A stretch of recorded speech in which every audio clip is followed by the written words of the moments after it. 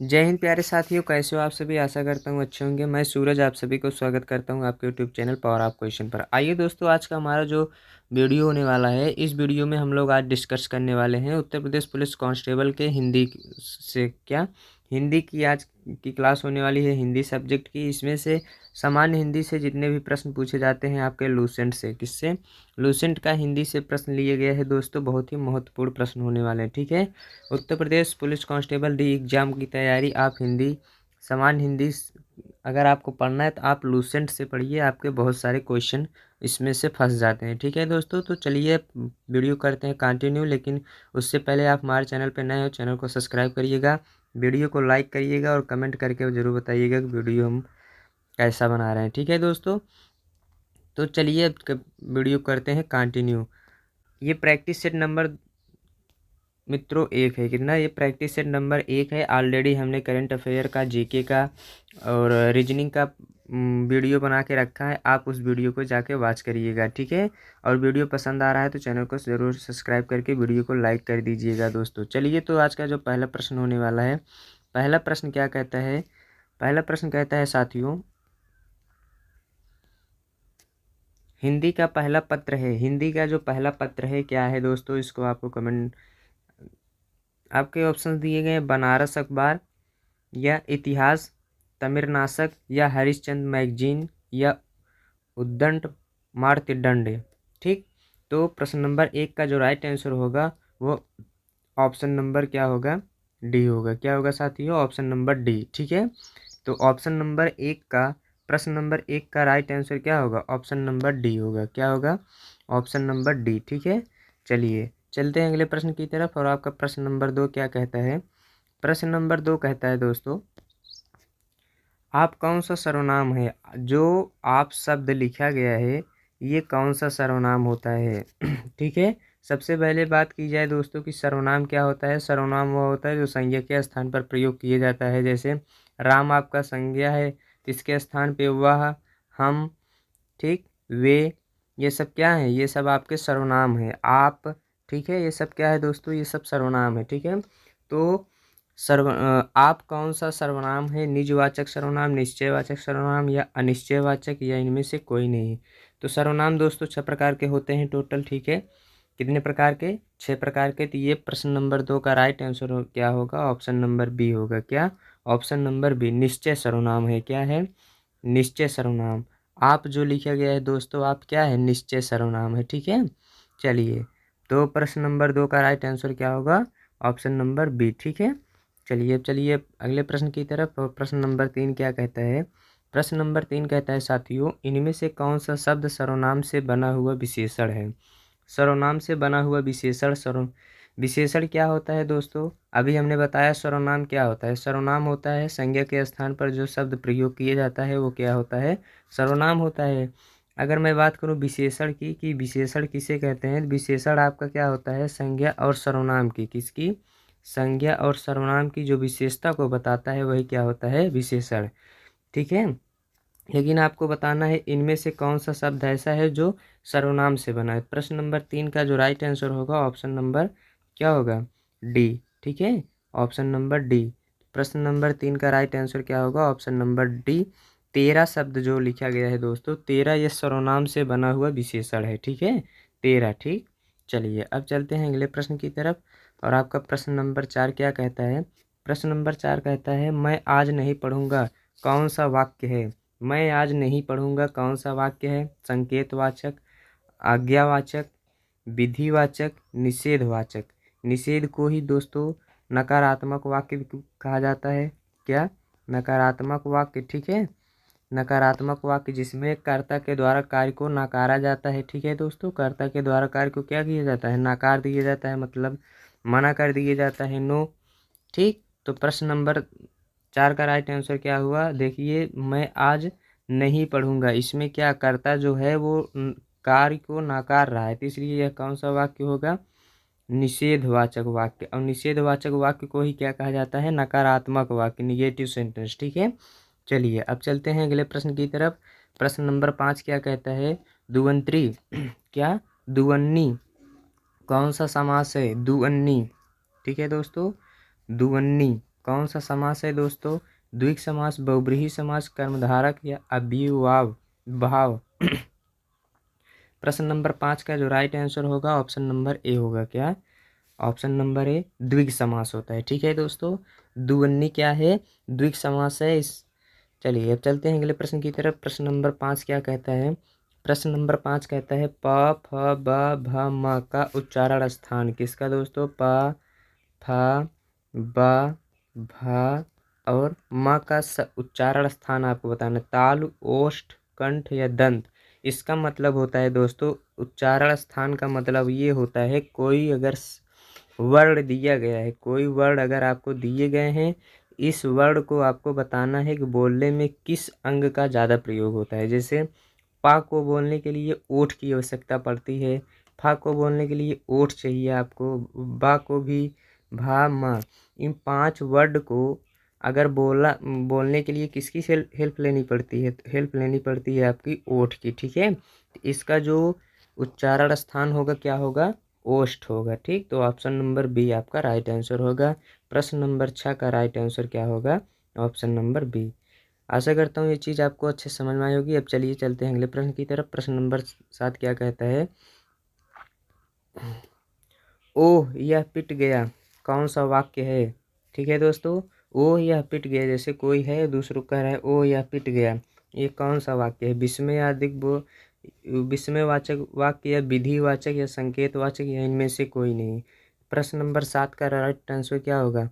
Option number A होगा। क्या? Option number A विस्मयवाचक वाक्य। क्यों? क्योंकि ये जो चिन्ह लगा है दोस्तों, ये चिन्ह आपको ऑलरेडी इस बात से प्रतीत कराता है कि यह एक्सप्लेनेशन चिन्ह है, और एक्सप्लेनेशन को ही हिंदी में क्या कहा जाता है? विस्मयवाचक वाक्य। ये विस्मयवाचक चिन्ह है। ठीक है, चलिए चलते हैं अगले प्रश्न की तरफ। प्रश्न नंबर 8 क्या कहता है? प्रश्न नंबर 8 कहता है निम्नलिखित में से घर का पर्यायवाची शब्द नहीं है।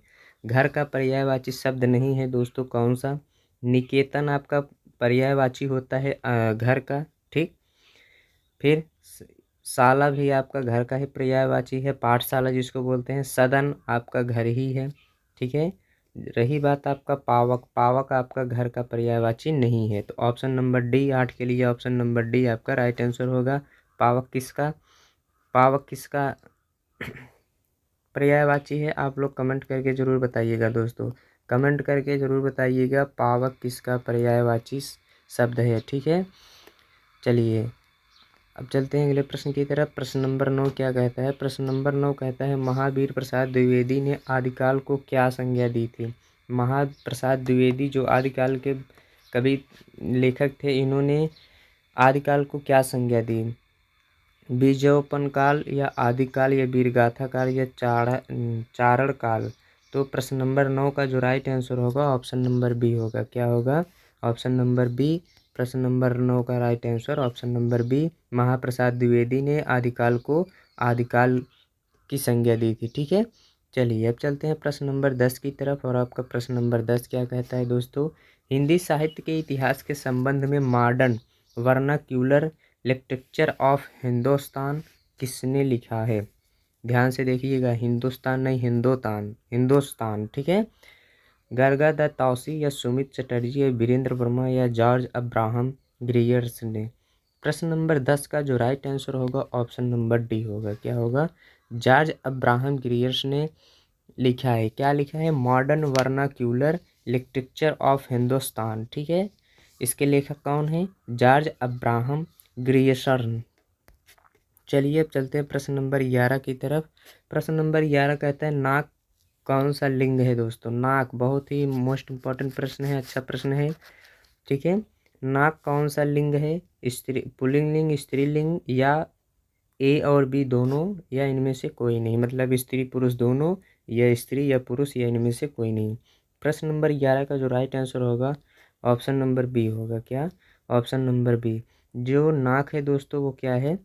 नाक आपका स्त्रीलिंग पुल्लिंग है। कौन सा है? स्त्रीलिंग। ठीक है, पुल्लिंग क्या होता है? जिसमें क्या हो पुरुष जात का बोध होता है, और स्त्री क्या होते हैं? जिसमें किसका जात बोध होता है? स्त्रियों का बोध होता है। ठीक, और इसमें पुरुष जात का बोध होता है। तो आपका जो नाक है दोस्तों वो क्या है? आपकी स्त्री है। ठीक है,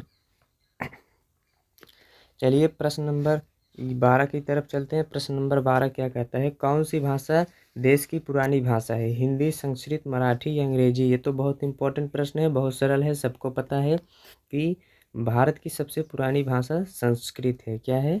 संस्कृत। ठीक है, चलिए अब चलते हैं प्रश्न नंबर 13 की तरफ। प्रश्न नंबर 13 कहता है, रीतिकाल का अन्य नाम क्या है? स्वर्णकाल, उद्भव काल, श्रृंगार काल या संक्रांति काल?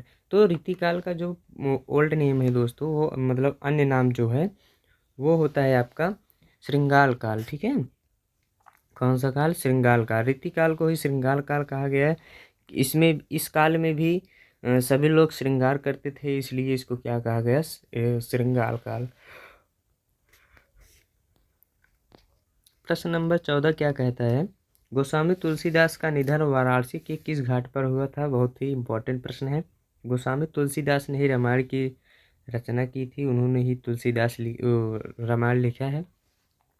अस्सी घाट, राम घाट या मणिकर्णिका घाट या दशाश्वमेध घाट? तो आपको बता दें दोस्तों, गोस्वामी तुलसीदास राम के बहुत बड़े भक्त थे, इन्होंने ही रामायण लिखा है। ठीक है, क्या लिखा है? रामायण के लेखक यही हैं। ठीक है दोस्तों, तो प्रश्न नंबर जो 14 है इसका right answer option number A होगा। कहाँ पे? गोस्वामी तुलसीदास का निधन वाराणसी के अस्सी घाट पे हुआ था दोस्तों। तो प्रश्न नंबर 14 के लिए ऑप्शन नंबर ए आपका एकदम राइट आंसर होगा। चलिए अब चलते हैं अगले प्रश्न की तरफ। प्रश्न नंबर 15 क्या कहता है प्यारे मित्रों, उत्पत्ति की दृष्टि से शब्दों में कितने भेद होते हैं? बहुत ही लाजवाब का प्रश्न है। शब्द के कितने भेद होते हैं? ठीक है, शब्द के जो है दोस्तों, शब्द के जो है 4 भाग होते हैं प्यारे मित्रों। कितने? 4 भाग होते हैं। ठीक है, तो प्रश्न नंबर 15 के लिए right answer option number B होगा। क्या? Option number B. शब्दों के कितने भाग होते हैं? 4, लेकिन ध्यान रहे उत्पत्ति की दृष्टि से। ठीक है, चलिए अब चलते हैं प्रश्न नंबर 16 की तरफ। प्रश्न नंबर 16 कहता है, छत्रंग्या ये तीनों कौन सा व्यंजन है? बहुत ही लाजवाब का प्रश्न है। छत्रंग्या ये तीनों कौन सा प्रश्न है? तवर्गीय व्यंजन या उष्म व्यंजन या संयुक्त व्यंजन या इनमें से कोई नहीं? आप सभी को पता है प्रश्न नंबर 16 का right answer option number C के अलावा कुछ हो ही नहीं सकता। संयुक्त व्यंजन कहे जाते हैं। कौन से? संयुक्त व्यंजन कहे जाते हैं। चले मित्रों अगले प्रश्न की तरफ, और आपका प्रश्न नंबर 17 क्या कहता है? प्रश्न नंबर 17 कहता है, देशभक्ति कौन सा समास है? ठीक, कौन? देशभक्ति। कितने लोग भारत के हैं? फटाफट कमेंट करके बताइए। भारत माता के वास्ते आप लोग इस वीडियो को लाइक करके जाइए दोस्तों, अगर आप भारत से इस वीडियो को वॉच कर रहे हैं तो। द्वंद्व तत्पुरुष कर्मधारक। प्रश्न नंबर 17 का जो राइट आंसर होगा ऑप्शन नंबर सी होगा। क्या?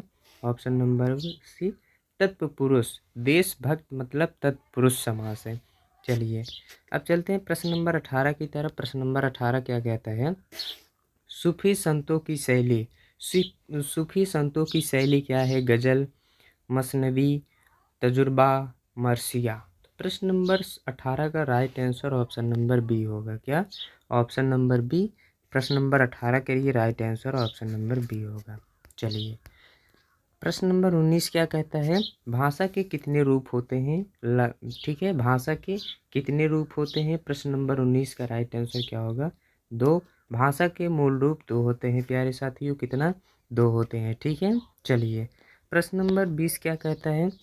आधुनिक हिंदी गद्य का जन्मदाता किसे कहा जाता है? आधुनिक हिंदी गद्य का जन्मदाता किसे कहा जाता है?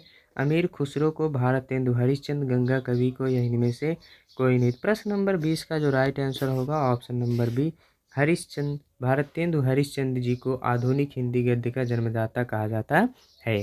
ठीक है साथियों, तो प्रश्न नंबर 21 क्या कहता है? यदि तुम चलो तो मैं भी चलूं कौन सा वाक्य है? आप लोग कमेंट करके ज़रूर बताइएगा। आज के लिए बस इतना ही, ये आपका रहा होमवर्क।